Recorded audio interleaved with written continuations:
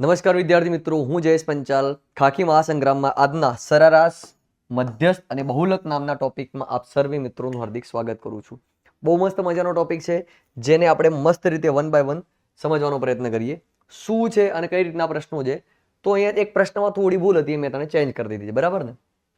76, 65, 82, 67 અને 85 નો મધ્યક કેટલો થાય? મધ્યકનો નિયમ શું છે? સરાસરી એટલે શું ભાઈ? સરાસરી તમારે શોધવી છે, મધ્યક શોધવો છે, તો કુલ સરવાળો ભાગમાં કુલ સંખ્યા. સીધી વાત. અહીંયા સંખ્યાઓ જ આપેલી છે 76, 65, 82, 67 છે અને 85 નો મધ્યક કેટલો થાય? ભાગમાં હું 5 કરી દઉં, કશું કરવા નહીં, આ બધાનું ટોટલ 375 અને ભાગમાં 5, તો આપણને એનો મધ્યક મળશે 75. સરેરાશ કેટલી મળશે ભાઈ? 75. 75. ડન છે. ચલો નેક્સ્ટ ક્વેશ્ચન, એટલે કે 2 નંબરનો પ્રશ્ન આપણને શું આપેલો છે? પ્રથમ 5 અવિભાજ્ય સંખ્યાઓનો મધ્યક કેટલો થાય? અવિભાજ્ય સંખ્યાઓ કઈ કઈ તો જરા ધ્યાન આપજો. એક એ વિશિષ્ટ સંખ્યા છે, જેના તો વિભાજ્ય છે કે ના તો અવિભાજ્ય છે. તો અહીંયા પ્રથમ 5 અવિભાજ્ય સંખ્યાઓ એટલે 2, 3, 5, 7 અને 9 ના આવે પાર્ટી, 11 આવે. એના ભાગમાં હું 5 લખી. અહીંયા જુઓ, બધી સંખ્યાઓનો વચ્ચેનો ડિફરન્સ સરખો નથી, એટલે મારે લીગલી આ બધાનો સરવાળો કરવો પડે. સરવાળો થાય 28 અને ભાગમાં 5, તો મારો ફાઇનલ આન્સર આવશે ભાઈ 5.6. એટલે કે ઓપ્શન સી તમે જોઈ શકો છો. ડન છે દોસ્તો. તો 3 નંબરનું એક્ઝામ્પલ આપણે જોઈએ જરા શું કહેવા માંગે છે. પ્રથમ 5 પૂર્ણ સંખ્યાઓની સરેરાશ કેટલી? પ્રાકૃતિક અને પૂર્ણ. તો પ્રાકૃતિક એટલે શું? તો કે 1 થી અનંત સુધીની સંખ્યા, અને પૂર્ણ એટલે શું? તો કે 0 થી અનંત સુધીની સંખ્યા.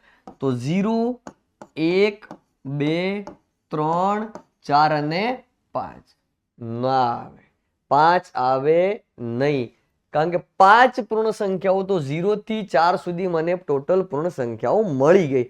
લીગલી આનો સરવાળો કરવો છે, 4, 3, 7 ને 3, 10 ભાગમાં 5, તો મારો જવાબ રહેશે ભાઈ 2.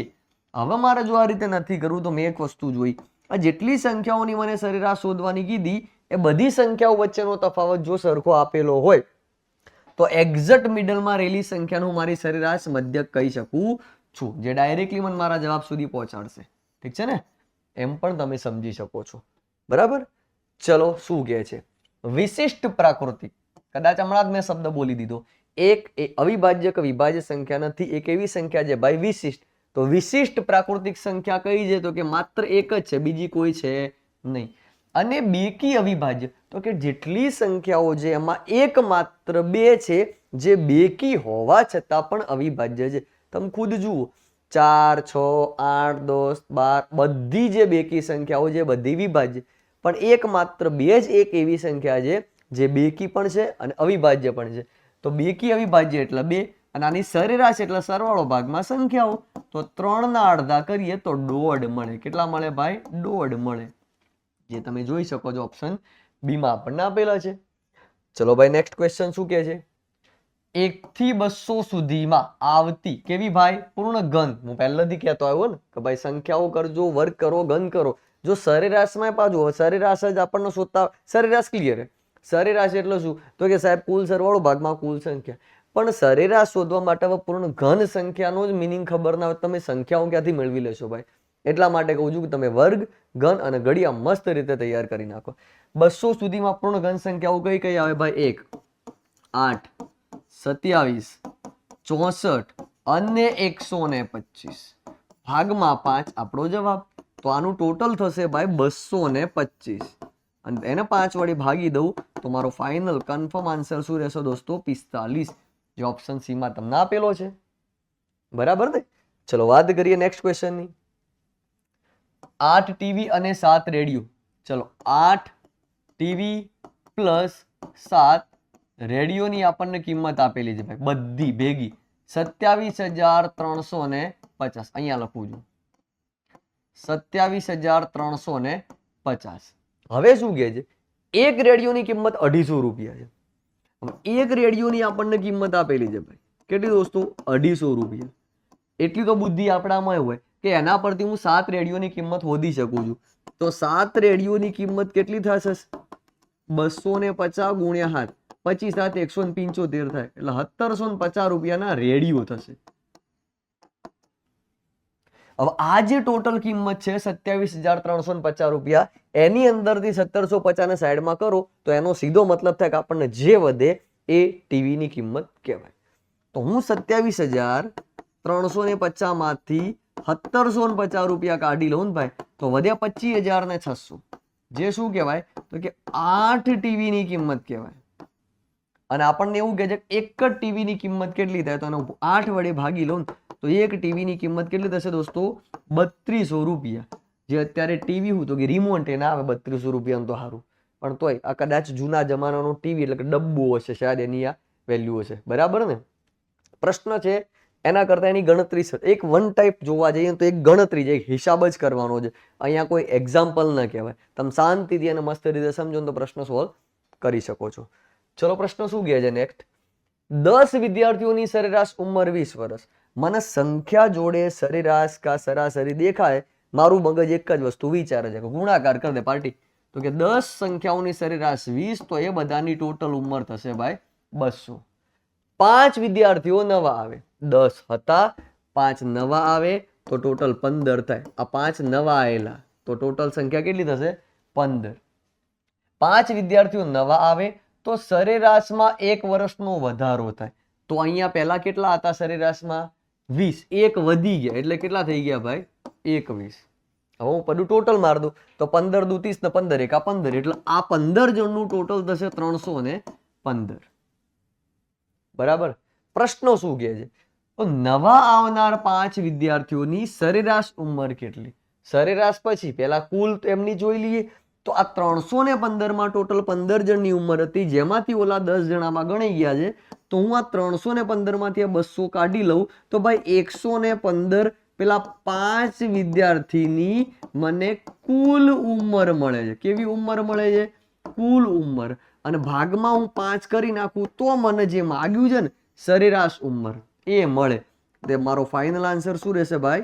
23 વર્ષ. 23 5 115, જે તમને ઓપ્શન ડી માં આપેલા છે. બરાબર? વાત કરીએ નેક્સ્ટ એક્ઝામ્પલ ની દોસ્તો. 6 સંખ્યાઓની સરેરાશ 10 છે. બીજું બધું છોડો, 6 ગુણ્યા 10 કરી લઉં, 60 થાય. ડન છે.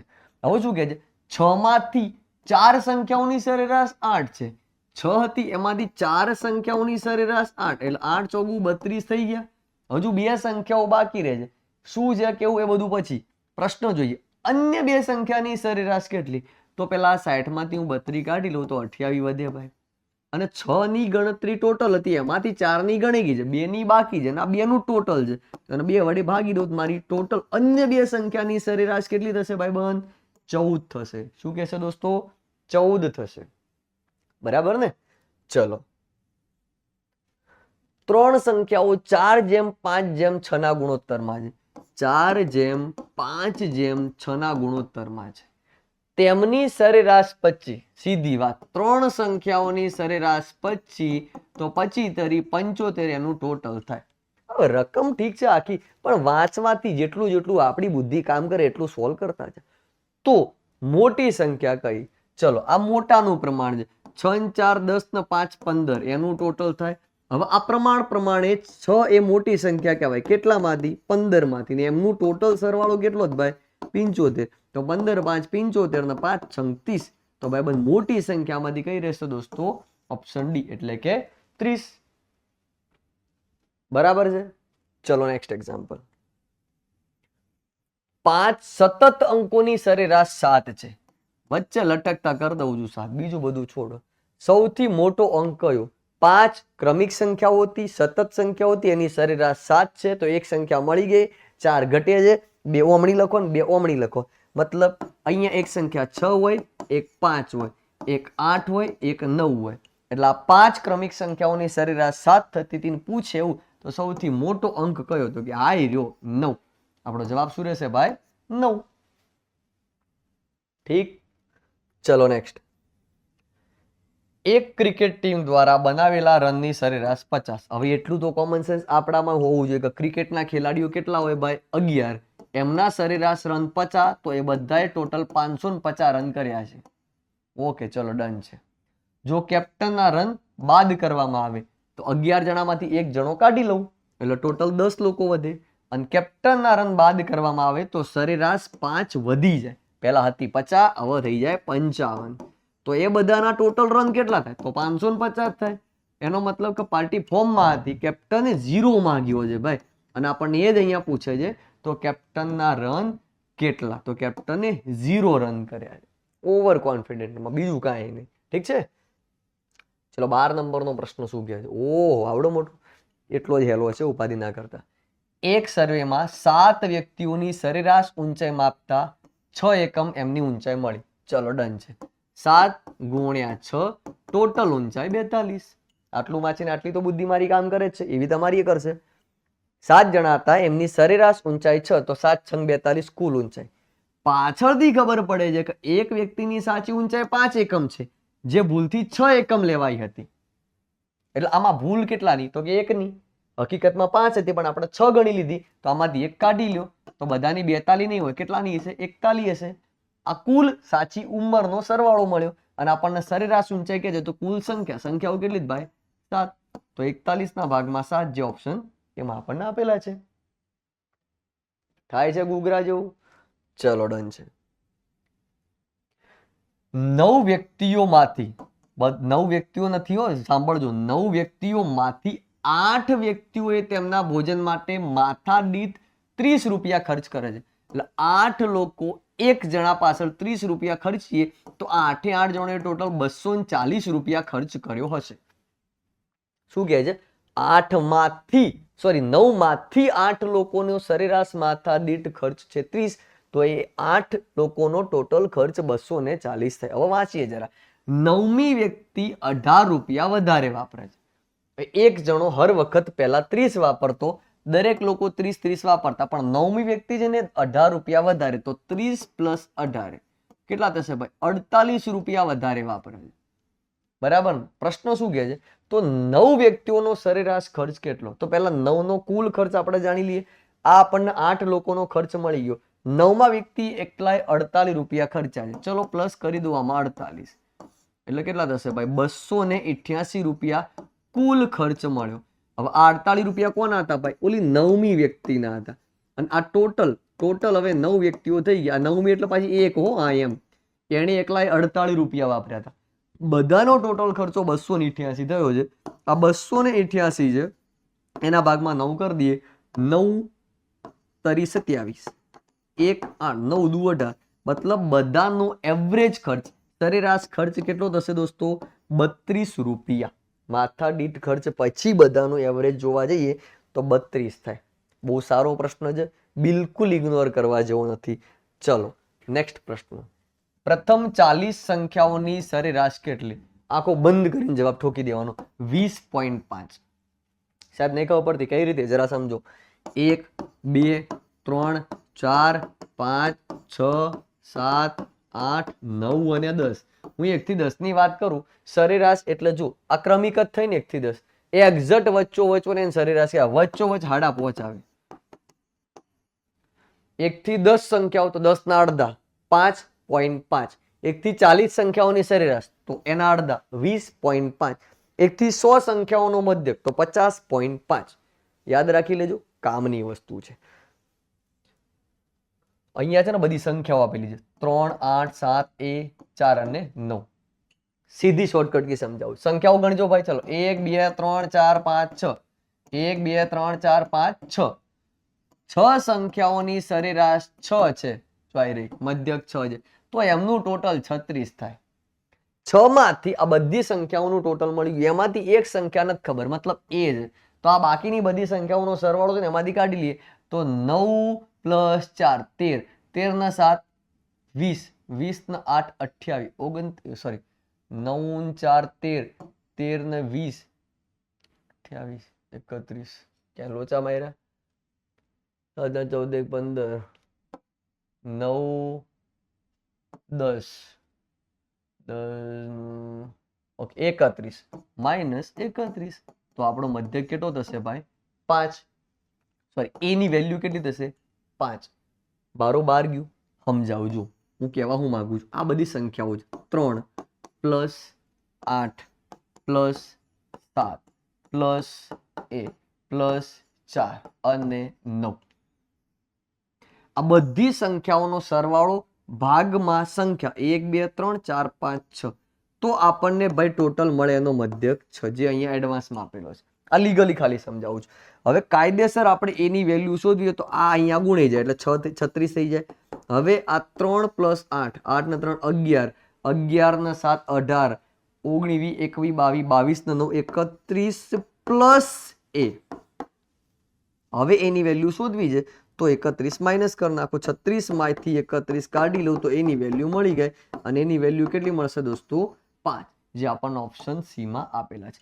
મેં એ ગણતરી ડાયરેક્ટલી વિચાર લીધી. કઈ રીતે? જેટલી સંખ્યાઓ છે એનો સીધો મધ્યક જોડે હું ગુણાકાર કરી નાખું છું. માની લો 1 2 3 4 5 ને 6, છાવું 36. 36 માંથી આ બધી સંખ્યાઓ છે એમાં એક સંખ્યા સિવાય બાકી બધાનો સરવાળો હું કાઢી લઉં છું. બસ આટલું યાદ રાખવાનું. બાકી તમને ન સમજાય તો એનો કન્સેપ્ટ આપણે લઈ લીધો છે અહીંયા. ચલો નેક્સ્ટ પ્રશ્ન. -5 થી +5 સુધીની પૂર્ણાંક સંખ્યાઓનો મધ્યસ્થ કેટલો? જો મધ્યસ્થ એટલે એક જ વાત, તો મધ્યસ્થ તો પહેલો નિયમ પરમનન્ટ મગજમાં ફિટ કરી નાખજો. મધ્યસ્થ શોધવા માટે આપેલ સંખ્યાઓને ફરજિયાત ચડતા ક્રમમાં ગોઠવવી જરૂરી છે. અહીંયા તમે જાણતીરી વિચારો ને તો -5 -4 -3 -2 -1 0 1 2 3 4 ને 5 આ ઓલરેડી ચડતા ક્રમમાં જ કહેવાય. મેં ગોઠવી લીધી. અમે પછી એક્ઝેક્ટ વચ્ચોવચ જેનું સ્થાન આવે એને કહેવાય મધ્યસ્થ. તો અહીંયા ચડતા ક્રમમાં ગોઠવા પછી એક્ઝેક્ટ મિડલમાં આવે છે ભાઈ 0, તો આપણો જવાબ શું રહેશે દોસ્તો 0. મધ્યસ્થ હોવાનો એક નિયમ ખાસ યાદ રાખજો કે જેટલી બી સંખ્યાઓ આપેલી હોય એને ફરજિયાત ચડતા ક્રમમાં ગોઠવવી પડે. અને અહીંયા ચડતા ક્રમમાં ગોઠવા પછી એક્ઝેક્ટ મિડલમાં જેનું સ્થાન આવે જેને આપણે કહીશું મધ્યસ્થ. શું કહીશું ભાઈ? મધ્યસ્થ. અને આપણને અહીંયા પણ એ જ પૂછે છે મધ્યસ્થ, તો જવાબ શું રહેશે 0 એટલે કે 0.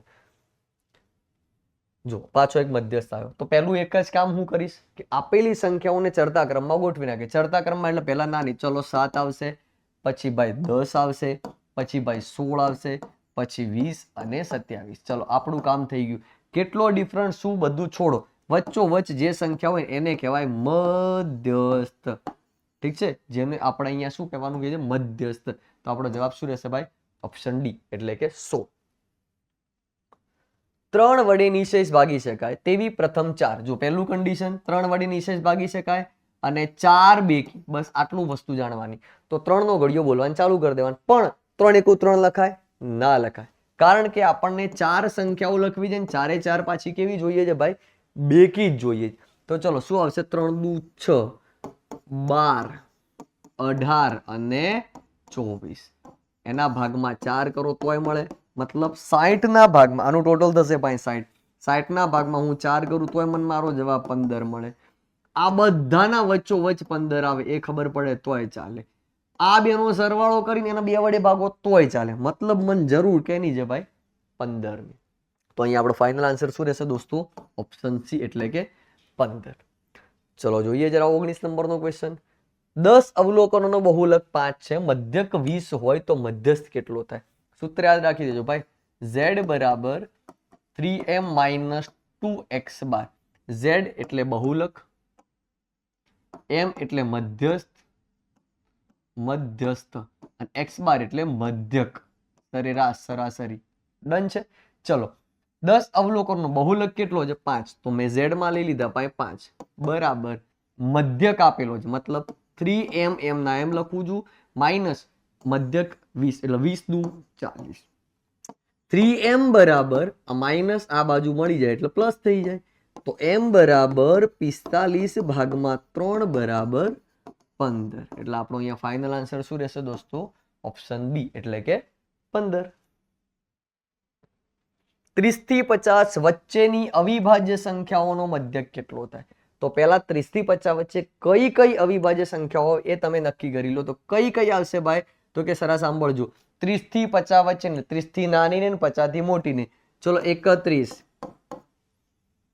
આખું ગામ લખજો 33 ના લખતા યાદ રાખજો 33 ના આવે 11 તરી 33 થાય 39 ના આવે 13 તરી 39 થાય તો 37 41 43 અને 47 આ પાંચે સંખ્યાઓનો સરવાળો ભાગમાં 5 જ્યારે આ પાંચે સંખ્યાઓનું આપણે ટોટલ કરીએ તો થશે 199 અને જેને 5 વડે ભાગીશું તો પૂરા 40 નહીં થાય તો જવાબ આવશે 39.8 ક્યાંક આપેલા હોવા જોઈએ 39.8 ડન છે દોસ્તો તો 20 પ્રશ્નો મધ્યક મધ્યસ્થ અને બહુલકના આપણે ચર્ચા કરી ઓલરેડી તમને ખબર છે કે આપણી એપ્લિકેશન ઓલરેડી ચાલુ છે બાકી કોઈ પણ પ્રકારનો તમને ક્વેશ્ચન હોય તો આ નંબર પર તમે એની પૂરી ઇન્ફોર્મેશન લઈ શકો છો તો મળીએ મિત્રો નવા ટોપિક સાથે ચલો જય હિન્દ જય ભારત